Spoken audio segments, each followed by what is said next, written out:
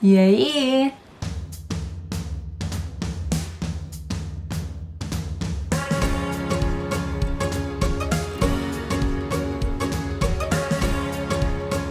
E aí, galera, sejam todos bem-vindos.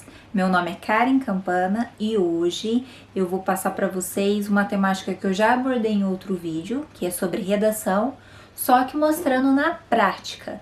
Vou apresentar a vocês uma temática que foi do Enem de 2018 e a partir deste tema vamos pensar o que deveria ser abordado nessa redação para que fique tudo de uma forma mais prática a vocês. Então vamos nessa!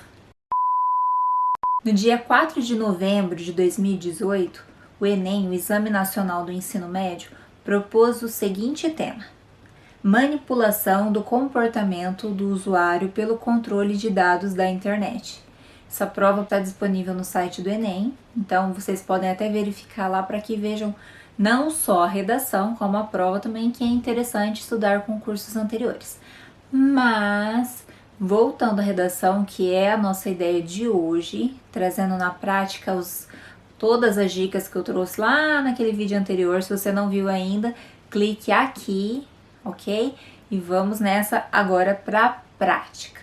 Sob a temática manipulação do comportamento do usuário pelo controle de dados da internet, antes de fazer a redação, antes de você criar o seu próprio texto, você tinha que ler alguns textos base já que o Enem trouxe, até para você se situar do que realmente eles queriam que você tratasse nesse texto, já que apenas por uma frase dificilmente você conseguiria captar tudo que eles queriam.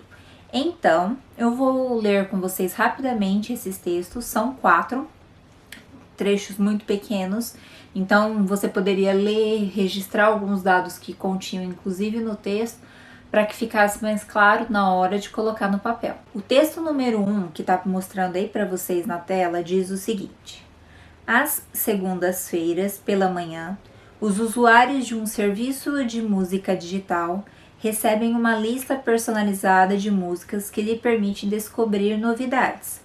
Assim como o sistema de outros aplicativos e redes sociais, este cérebro artificial consegue traçar um retrato automatizado do gosto de seus assinantes e constrói uma máquina de sugestões que não costuma falhar. O sistema se baseia em um algoritmo cuja evolução e usos aplicados ao consumo cultural são infinitos. De fato, plataformas de transmissão de vídeo online começam a desenhar suas séries de sucesso rastreando o banco de dados gerado por todos os movimentos dos usuários para analisar o que se satisfaz. O algoritmo constrói assim um universo cultural adequado e complacente com o gosto do consumidor, que pode avançar até chegar sempre a lugares reconhecíveis. Dessa forma, a filtragem de informação feita pelas redes sociais ou pelos sistemas de busca pode moldar nossa maneira de pensar. E esse é o problema principal, a ilusão de liberdade de escolha que muitas vezes é gerada pelos algoritmos.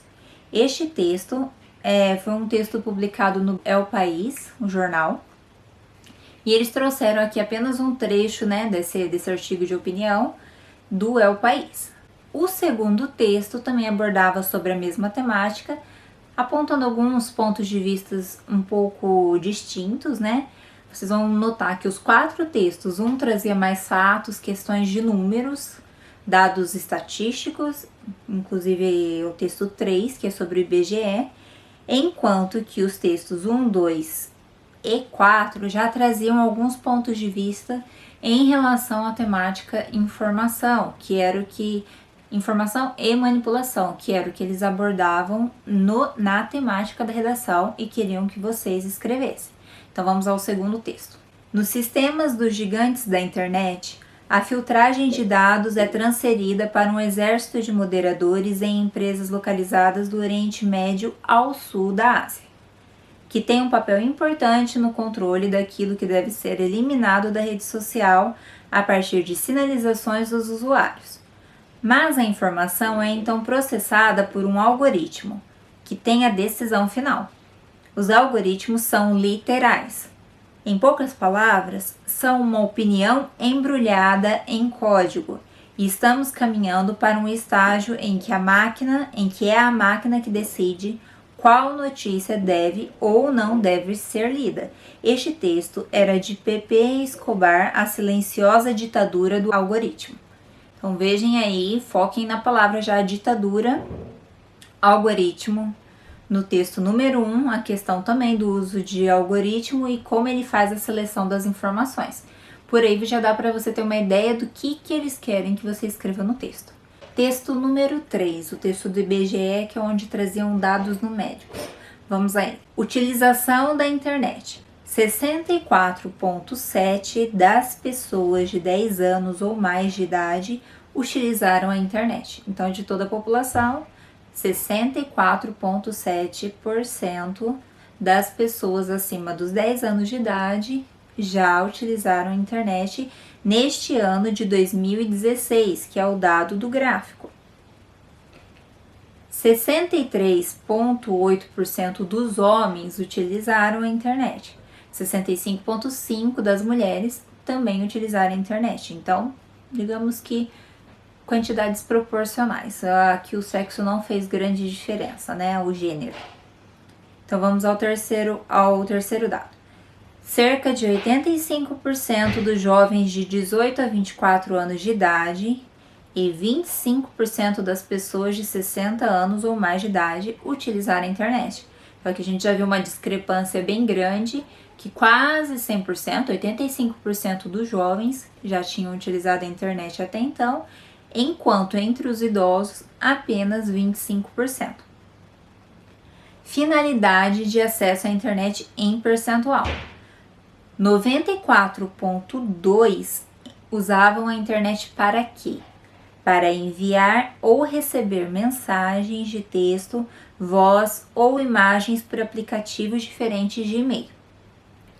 73,3% dessas pessoas, eles utilizavam a internet para quê? Para conversar por chamada de voz ou vídeo. Terceiro dado que ele traz aqui é sobre 76,4% das pessoas que já tinham acessado a internet assistiam vídeos, inclusive programas, séries e filmes.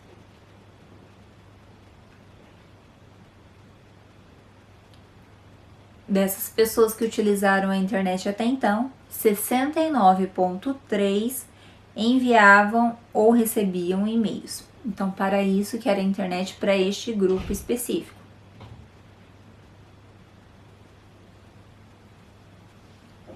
– 69,3% dessas pessoas utilizavam a internet para enviar ou receber e-mails.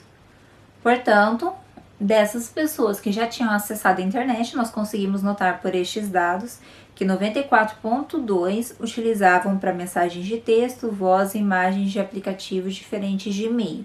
Então, seria mais na área do que? De comunicação, de tudo que a internet oferece, seria como formas de fazer contato com outras pessoas e de até mesmo, quem sabe, divulgar informações. Vamos ao texto 4. O texto 4, que dizia como a internet influencia secretamente nossas escolhas, é publicado inclusive no site da BBC, que é um jornal, dizia o seguinte: mudanças sutis nas informações às quais somos expostos podem transformar nosso comportamento. As redes têm selecionado as notícias sob títulos chamativos como Trend Topics ou critérios como relevância. Mas nós praticamente não sabemos como isso tudo é filtrado. Quanto mais informações relevantes tivermos nas pontas dos dedos, melhor equipados estamos para tomar decisões. No entanto, surgem algumas tensões fundamentais entre a conveniência e a deliberação, entre o que o usuário deseja e o que é melhor para ele, entre a transparência e o lado comercial. Quanto mais os sistemas souberem sobre você em comparação ao que você sabe sobre eles, há mais risco de suas escolhas se tornarem apenas uma série de reações a cutucadas invisíveis. O que está em jogo não é tanto a questão homem versus máquina, mas sim a disputa decisão informada versus obediência influenciada. Notem que do texto todo, se fosse para grifar algumas palavras, eu grifaria influenciada desse texto último, a questão de obediência, inclusive. Poderíamos citar também a questão dos Trend Topics, que seria o quê? Uma forma de mostrar na prática como funcionam os algoritmos. E de certa forma, se você tem a prática já com a internet, você sabe do que eu estou falando.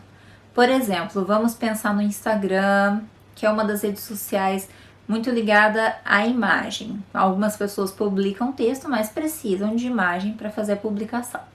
Se você for lá no Instagram, onde tem aquela lupinha, você já deve ter observado isso, você tem a opção pesquisar lá em cima e que você pode digitar palavras-chave do assunto que te interessa. Só que ainda que você tenha feito o Instagram hoje, não tenha acessado nada, quando você clica nessa lupinha, você já vai ver uma série de fotografias, uma série de imagens, das quais você nem imagina porque estão ali.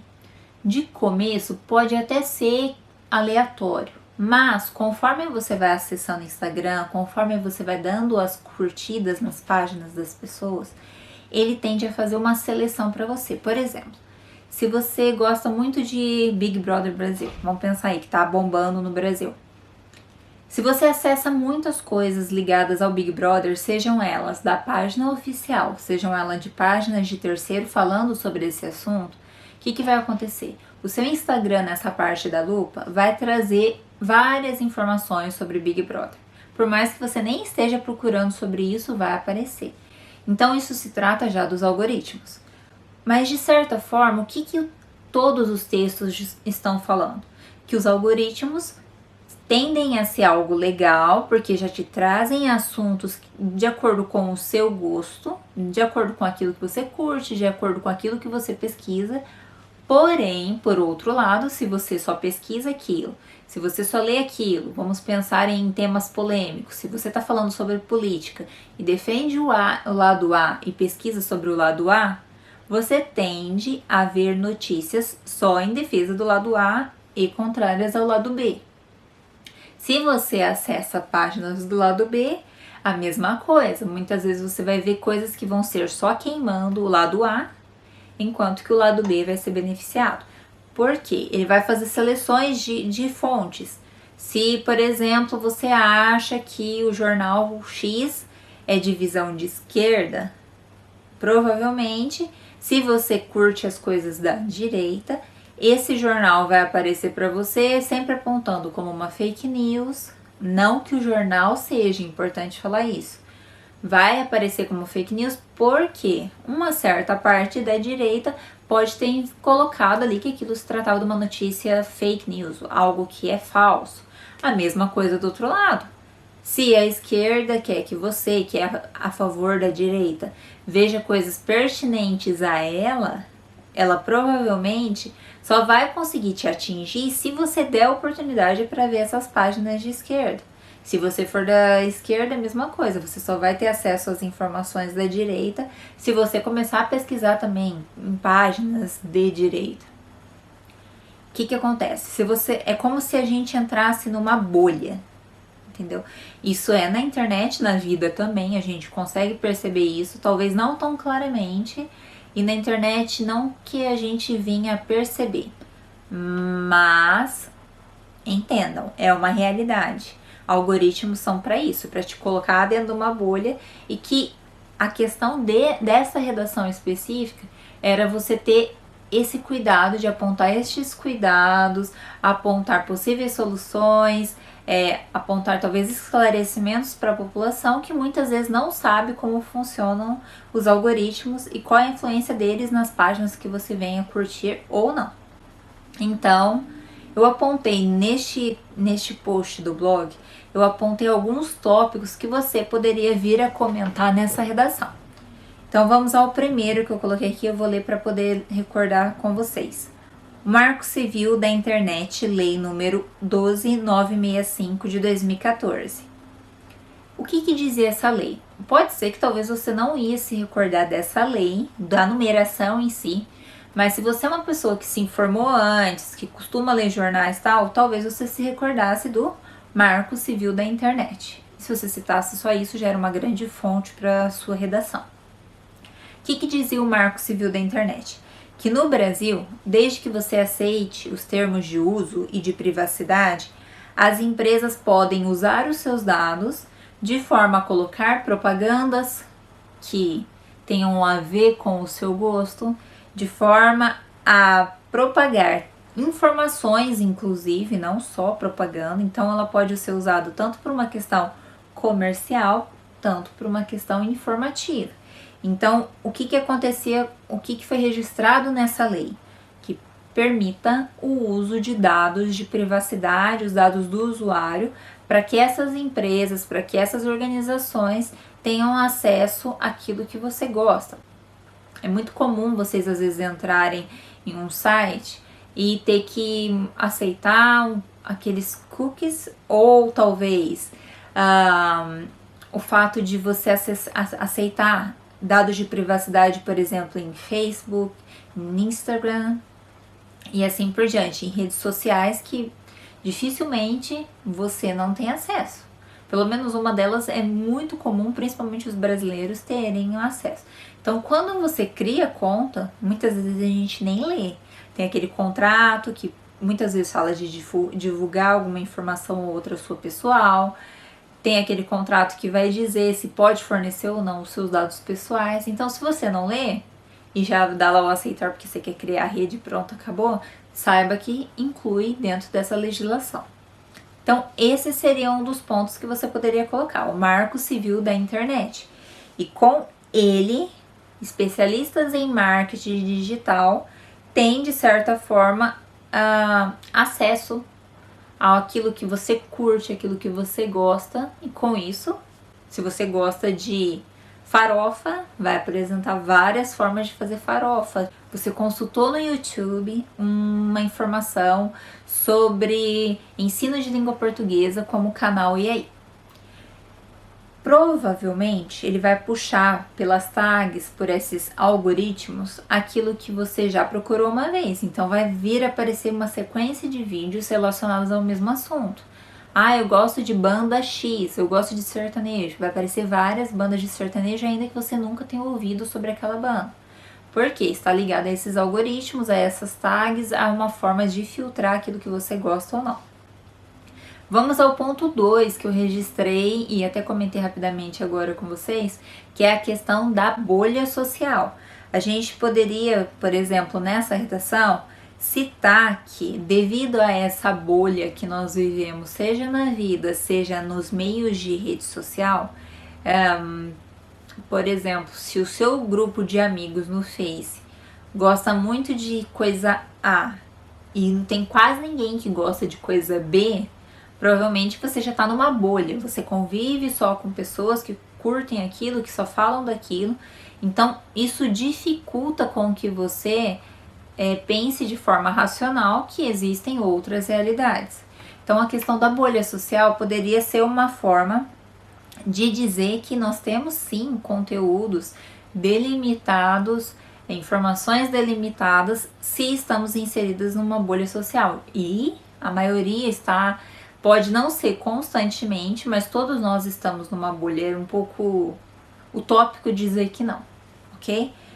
A terceira coisa que eu apontei no blog foi as eleições para o presidente nos Estados Unidos. Em 2018, nós tivemos no mundo, que foi só nos Estados Unidos, mas que deu um impacto no mundo, porque nós envolvemos assuntos de economia e de política, foi as eleições do presidente americano Donald Trump. Não em si a eleição, mas eu não sei se vocês sabem, e eu indiquei no blog, que estava, inclusive ainda está rolando essa investigação de que a eleição em si teve muita influência de dados, de informações, sejam elas até envio de fake news, sejam elas formas de filtrar informações para usuários através da consultoria britânica Cambridge Analytica. Essa é uma das empresas que está sendo envolvida no processo. Existem até vídeos, reportagens na internet, que está envolvida possivelmente com as eleições de Donald Trump. Ou seja, com os dados, houve uma forma de delimitar e jogar informações para o público, de forma que talvez sim influenciasse as eleições. Isso aí é um ponto de vista, mas é algo que está sendo investigado. Talvez você poderia não apontar que você é a favor ou que você é contra Donald Trump. Não é isso que eu estou falando. Você pode ser, como não pode ser, isso aí pouco importa. A questão é que há um processo de investigação da Cambridge Analytica e as eleições de Donald Trump. Então, por que que há? E se eu sou bem informado, eu sei que houve talvez uma possível manipulação de dados e disparo de comunicações, e nessa investigação está falando sobre isso.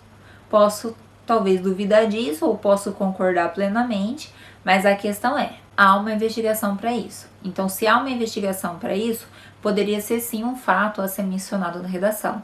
Eu não estaria apontando, não estou dizendo para vocês apontar se é a favor ou se é contra, se acredita ou não acredita.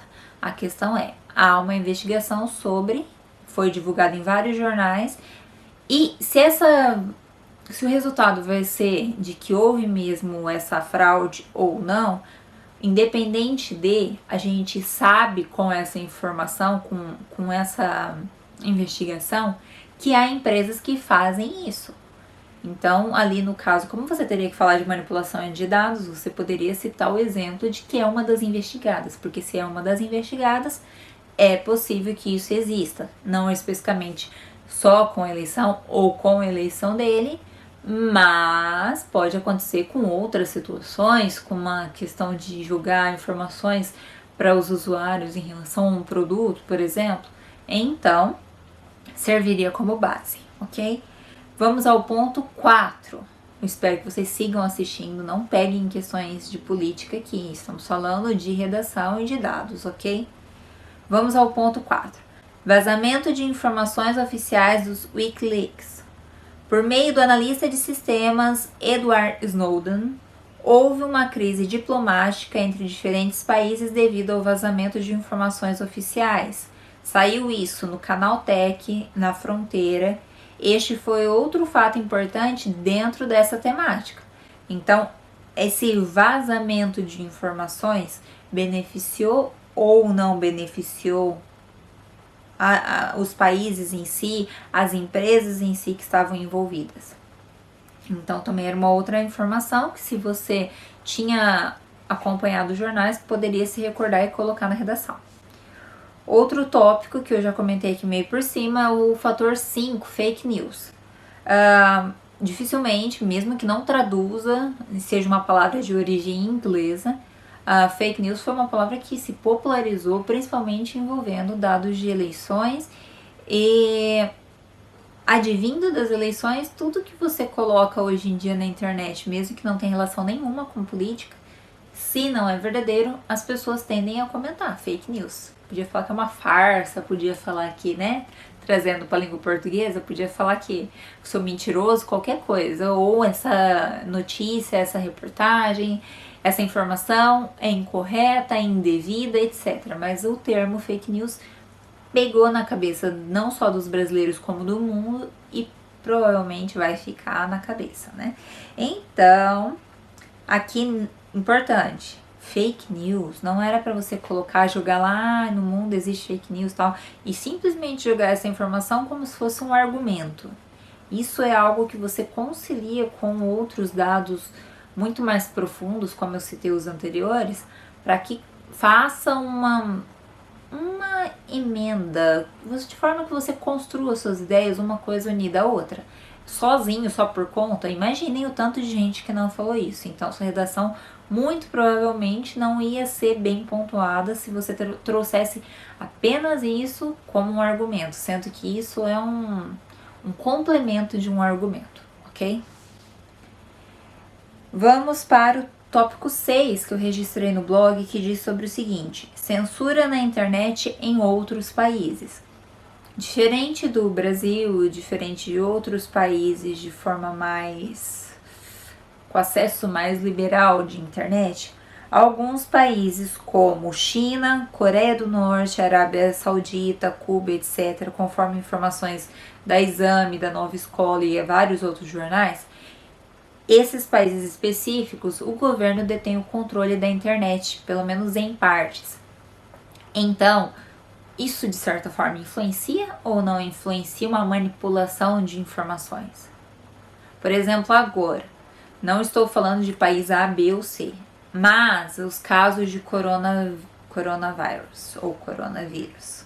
Se a gente for pensar, muitos governos podem ser que estão disfarçando os dados, já que envolve uma questão de saúde, envolve uma questão de posicionamento, envolve uma questão de política e economia. Então isso poderia acontecer sim. Outro argumento, conciliado a outros argumentos que você poderia citar, é a questão de nível de leitura no Brasil. Já que estamos falando do Exame Nacional do Ensino Médio, de um teste específico do Brasil, você poderia apontar dados relacionados à leitura, à busca de informação. Afinal, dentre os brasileiros, a média de livros no ano é de 2 livros por ano. Então, se a gente for comparar com outros países, principalmente desenvolvidos, a questão de educação, a questão de leitura, não é algo que o Brasil está muito à frente. E, de certa forma, se você tem menos leitura, você tem menos conhecimento e você tem menos bagagem para apresentar argumentos, para contrariar posicionamentos, colocar em dúvida, pelo menos, a ideia, a opinião, a informação que alguma mídia, alguma pessoa venha a trazer.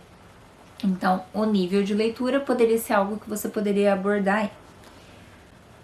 Outro fator que eu coloquei no tópico 8 foi o seguinte: privacidade na internet. Este poderia ser outro argumento. Esse privacidade na internet não é aquele tópico que eu mencionei antes sobre lá, você assinar lá quando você cria redes sociais. Não é disso que eu estou falando. Estou falando de privacidade literalmente a minha, a sua, quando você está na internet.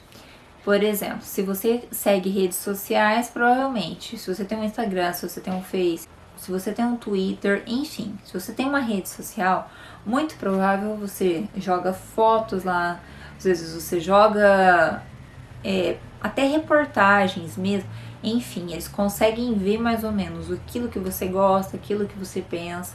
Da mesma forma que cada vez mais, devido à chegada da internet, a gente sabe muito da vida do outro, porque, né, a gente vomita as informações na internet. Não estou generalizando, alguns bem menos, né, mas eu, por exemplo, eu sou bem liberal, já aviso. Mas, assim, tem esses prós e contras. Pode ser legal para uma questão de você ampliar seu nome, de você divulgar seu trabalho, de você fazer contatos, amizades novas, mas por outro lado, quando você tem acesso à internet e coloca tudo lá, ou parcialmente, você sabe que você está dando informações próprias suas, que pode sim chegar a uma empresa que está divulgando um produto e ela vê você como mercado potencial e assim por diante. Então, pensem que cada vez mais a privacidade devido à internet se torna algo menor, se torna algo menos profundo. Então isso pode de certa forma influenciar inclusive a manipulação dos dados, dos conteúdos que chegam às pessoas. Afinal, eles sabem o que a gente gosta, eles sabem aquilo que a gente segue. Outro tópico que eu coloquei no meu blog, no tópico 9, foi o seguinte: fim do anonimato na internet. O que dizia isso? O que quer dizer isso? Sem ferir a Constituição Federal, já que não se trata necessariamente de um direito, era possível defender o fim do anonimato na internet, caso o candidato quisesse. Quando eu digo que sem ferir a Constituição Federal, é porque lá no tema, logo abaixo, depois dos textos, dizia o seguinte, vou até voltar aqui para vocês. A partir da leitura dos textos motivadores e com base nos conhecimentos construídos ao longo da sua formação, redija um texto dissertativo argumentativo, que eu já vou comentar isso com vocês, em modalidade escrita formal de língua portuguesa, sobre o tema manipulação do comportamento do usuário pelo controle de dados na internet, apresentando proposta de intervenção que respeite os direitos humanos. Então isso era imprescindível, não adianta você dar uma ideia louca lá no seu texto sobre, vamos cortar o anonimato de todo mundo e todo mundo tem que divulgar a cara.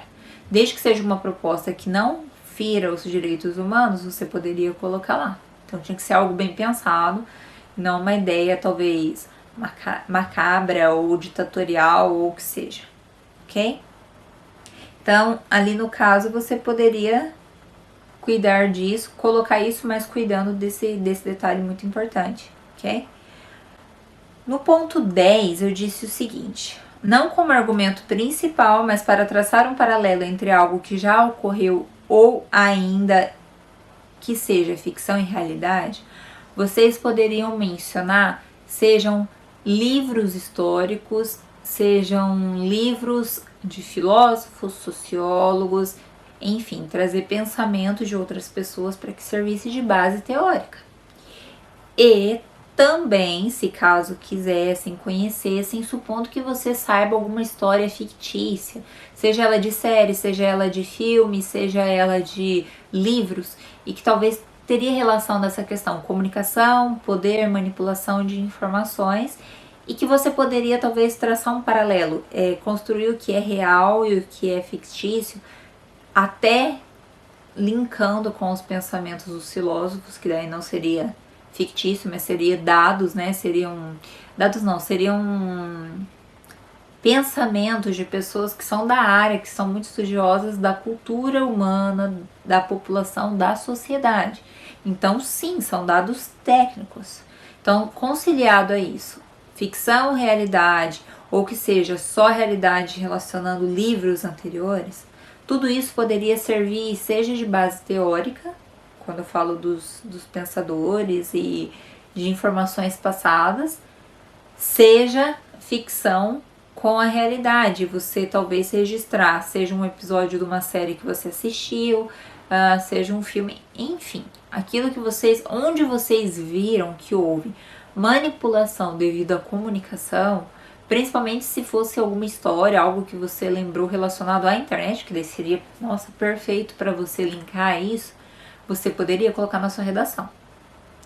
Então não é como argumento principal ou que seja o segundo argumento. Estamos falando de uma forma de você linkar, de talvez começar o seu texto ou que seja terminar o seu texto fazendo esse jogo realidade e ficção. E os pensadores, obviamente, você incluiria no meio do texto, como base teórica realmente dentro dos seus argumentos, ok? Estamos falando de comunicação e manipulação de dados de forma que molde, inclusive, costumes que envolvam em si a sociedade, envolva em si o consumo. Então nós temos aí a sociedade que está inserida nesse processo e a sociedade que ao mesmo tempo ela é moldada por isso. Como que a internet, se a gente for pensar, a internet é algo recente, né? A gente está falando aí de coisa de 30, 40 anos em países mais avançados atrás.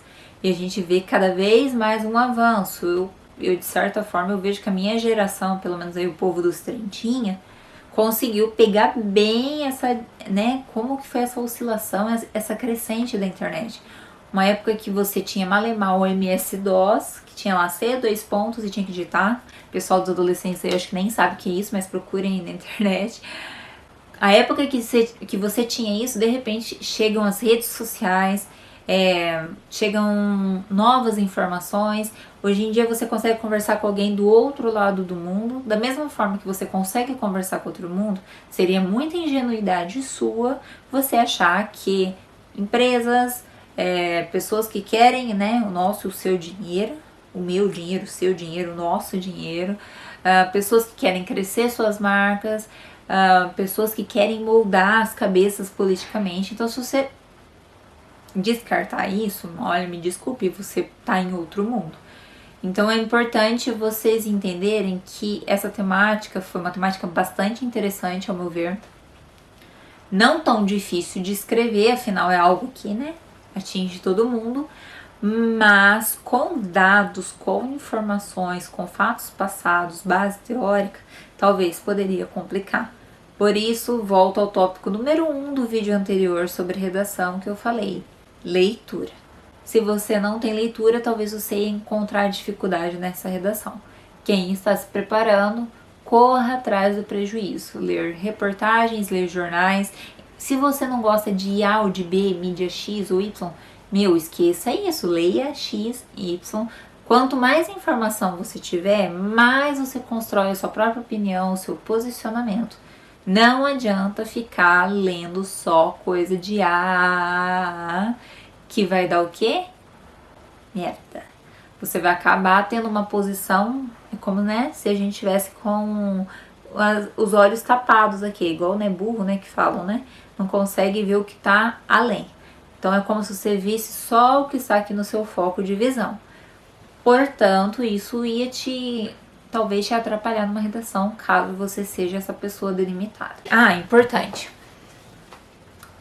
Isso que eu falei é toda na questão de argumento. Vamos pensar agora na conclusão. Uma redação basicamente é o seguinte: na introdução, você vai meio que dar uma ideia do que você vai estar falando. Porque por mais que tenha os textos base, imagine que a pessoa, o avaliador, quem está lendo sua redação, supondo que ela saísse dali e fosse para um leitor qualquer aí na rua, na internet, ela precisa saber do que você está querendo falar. Então, na introdução, tem que ter uma base, tem que ter um start, tem que ter um começo daquilo que você vai vir falar depois, em seguida. E desde então, talvez na introdução seja um lugar legal para você colocar a questão de ficção e realidade, que eu dei o exemplo de às vezes você mencionar uma série, um filme ou etc. Vou até apresentar um exemplo muito bom sobre isso, eu já posto para vocês o link. Enfim, no desenvolvimento, que nós estamos falando de dissertação argumentativa, que era o que eles pediram. Dissertação trata-se de expor ideias. Argumentativa está indicando que você tem que trazer argumentos. Não é que você quer ou não. Se é dissertação argumentativa, você deve sim expor um assunto e principalmente argumentando. Então, na introdução, né, faz um breve resumo daquilo que você vai vir falar, já querendo introduzir literalmente, desculpa aí a repetição do termo, mas é de forma que você já introduza aquilo que você vai vir falar nos tópicos seguintes, que são nos parágrafos de desenvolvimento. Essa questão de parágrafos de desenvolvimento, quantidade, varia muito. Eu diria de 2 a 3, para você não se atrapalhar. Pensando que a média de linhas é de 20, em alguns concursos é 25, e em outros de 25 a 30, salvo exceções, pensem assim, se você colocar 4 parágrafos, 4 argumentos, mais a introdução, mais a conclusão, você vai escrever o quê? 3 linhas para cada um? Vai ficar aquela coisa assim, você quis colocar muita informação e não trabalhou elas muito bem, então vai ficar algo muito assim, quis falar, só expôs. Como que você vai argumentar em 2, 3 linhas? A não ser que você faça uma letra minúscula, o que eu não aconselho porque dificulta a leitura do avaliador. Então, no desenvolvimento eu faria 2 ou 3 parágrafos, depende de quantos argumentos vocês apresentariam, porque a ideia legal seria que em um parágrafo você coloca um argumento e o outro parágrafo você coloca um outro, e se você tiver um terceiro também. Caso você tenha 2 argumentos e saiba falar bem deles, ótimo, não precisa do terceiro. Então, pensem assim, um parágrafo de introdução, um de conclusão e desenvolvimento, 2 ou 3. Eu diria essa média. Não é uma fórmula exata, mas funciona razoavelmente bem, se você tiver o conteúdo, claramente. Conclusão. Conclusão, mais do que retomar aquilo que você falou, importante. Quando a gente está falando de uma problemática, geralmente num texto dissertativo argumentativo, vai ter um problema. Se você tem um problema, você tem que fazer o quê? Isso mesmo, resolver. Então, assim, diante da problemática, o que você, cabeça pensante, colocaria como solução? Então, quais as soluções? Por exemplo, neste caso aí, se você sabe que ocorre uma manipulação de dados para chegar nos usuários, esses dados na internet, né? Se você sabe que existe isso, quais são as formas de solucionar isso? Talvez não é que você vai chegar e cortando falando, não pode ter isso, não pode ter isso de algoritmo, porque daí talvez a internet seria um pouco burra, que a gente sabe que é legal também você gostar de A, de B e C e aparecer aquilo para que você tenha mais sobre aquele conteúdo. Mas, considerando a bolha, como resolver isso? Então, pensem em soluções. Por exemplo, talvez a criação de uma legislação, talvez criação de campanhas para que divulguem essas informações para a sociedade, que a maioria da sociedade que está assim hoje em dia, ainda mais hoje em dia, isso a gente estava falando de dados de 2016, daquele gráfico do IBGE, redação era de 2018, imaginem agora que nós estamos falando de 2020. 4 anos a internet evoluiu e muito. Então, voltando aqui à questão, o que talvez poderia solucionar? Talvez políticas públicas, sejam elas propagandas do governo, de forma que traga essa informação para a população de que existem esses algoritmos, então fiquem atentos, investiguem mais, procurem outras informações, escutem outros lados, porque isso se vocês forem ver, isso é fundamental. Hoje a gente vive num mundo, principalmente o Brasil, extremamente polarizado. Então, fica difícil resolver, talvez, pequenos problemas ou até os grandes, principalmente os grandes, se a sociedade não consegue dialogar. Então, isso é um problema? É. E a manipulação de dados, de algoritmos na internet pode ajudar essa problemática a crescer? Sim. Como resolver? Então pensem sobre isso, escrevam nesse ponto de conclusão justamente não só o apanhado das ideias, como soluções. Soluções são fundamentais para que você feche seu texto, ok? Então, coisas que não podem faltar na sua redação, então, são bons argumentos, não precisa de quantidade, estamos falando de qualidade.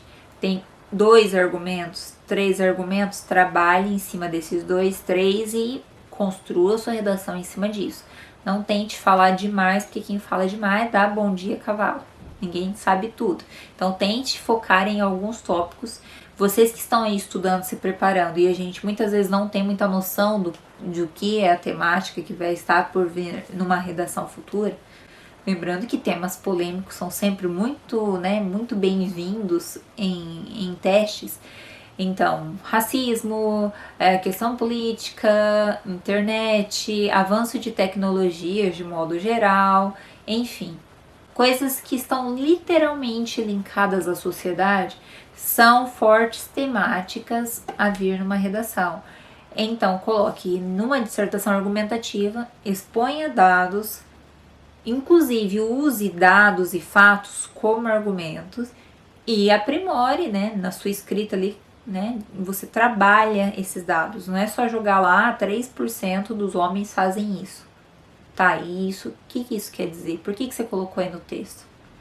Então trabalhe esse dado que você colocou na redação, aprofunde, por que você colocou? Eu coloquei por causa disso, é porque eu meio que penso assim. Não usem termos como eu acho isso, eu penso aquilo. Automaticamente, se eu chego para vocês e falo, gente, vocês que preferem lasanha ou pizza? Eu tenho cara de que vou desgostar ou que eu odeio lasanha ou pizza, sendo que eu já estou oferecendo, supostamente é porque eu gosto também. Então é meio que assim, pra mim, qualquer um dos dois serve, estou dando opção de escolha. Eu não ia trazer chuchu e abobrinha, coisa que eu não gosto, entendeu? Então, se você já está trazendo aquela informação no texto, já se sabe que você está colocando aquela informação, aquele dado, porque é algo que você pensa. Mesma coisa isso para a vida. Se a pessoa está começando a tocar num assunto com você numa roda de conversa, apontando que ela tem posicionamento A ou B sobre determinado assunto, é porque ela quer mostrar que aquele posicionamento dela é o correto e é aquilo que ela concorda, é aquilo que ela pensa, é aquilo que, que ela quer talvez te convencer, que ela quer tentar argumentar com você. Então, nada é por acaso. Então, não tem que ficar colocando eu acho, eu penso, sendo que você já está trazendo os dados. Se você já está trazendo, é porque tem a ver com os seus argumentos, tem a ver com a sua opinião, ok? E, por último, uma regra não menos importante, né, além de todas aquelas que eu coloquei, é trazer essas soluções que eu apontei. Então, argumentos, solução. Dissertação argumentativa, trazer fatos, trazer dados científicos, trazer teóricos, pensadores, trazer talvez histórias, sejam elas verídicas ou fictícias, para fazer um paralelo. E, por fim, a solução, que é fundamental. Sem solução, seu texto talvez não vai ser eliminado, mas talvez não vai ter aquela nota dos sonhos, aquela que talvez vai te aprovar, ok? Essa redação especificamente não tinha um campo para título, então título quando não tem é obrigatório? Não. Se não há espaço, não é obrigatório. Respeitem todas as regras que eu passei, se informem, porque é impossível, né, você fazer uma boa prova se você não é bem informado. E no próximo vídeo eu vou tentar trazer para vocês possíveis temáticas que venham a ser discutidas em vestibulares, concursos, enfim, pegando até exemplos anteriores, porque é meio que um ciclo, né? Muda um pouco as coisas, mas é meio que vai e volta nas temáticas, a não ser aquilo que seja muito novo, né? Supondo a descoberta de a cura de alguma doença, coisa que ainda não existia que pode vir a surgir. Aí nós temos exceções. Mas eu vou tentar trazer para vocês no próximo vídeo. Eu espero que vocês tenham gostado, tenham compreendido. Para quem quiser ter acesso a esse pequeno resumo dessa análise que eu fiz dessa redação, vá ao meu blog, que é karencampana.com. Digitem lá no pesquisar Enem, que vocês já vão achar o texto sobre isso, ok? E agora eu vou deixar um link para vocês aqui na descrição do vídeo e aqui também na tela, sobre um dos meninos que foi nota 1000 nessa redação do Enem de 2018.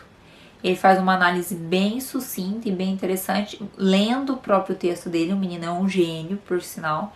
Assistam ao vídeo, vai ser bem interessante para vocês verem como funciona na prática e uma boa redação, ok? E não desanimem, escrita é tudo uma questão de prática. Quanto mais praticarem leitura, quanto mais praticarem escrita, quanto mais discussões, fóruns, etc. Usem a internet a favor disso, a favor de vocês. Participem de fóruns. Eu sei que alguns acham até às vezes antiquado, mas quanto mais pesquisas fizerem, mais vocês vão evoluir, não só em redações, como pessoas. Espero que tenham gostado desse vídeo e até a próxima. Boa prova, boa redação, acreditem em vocês. Até mais!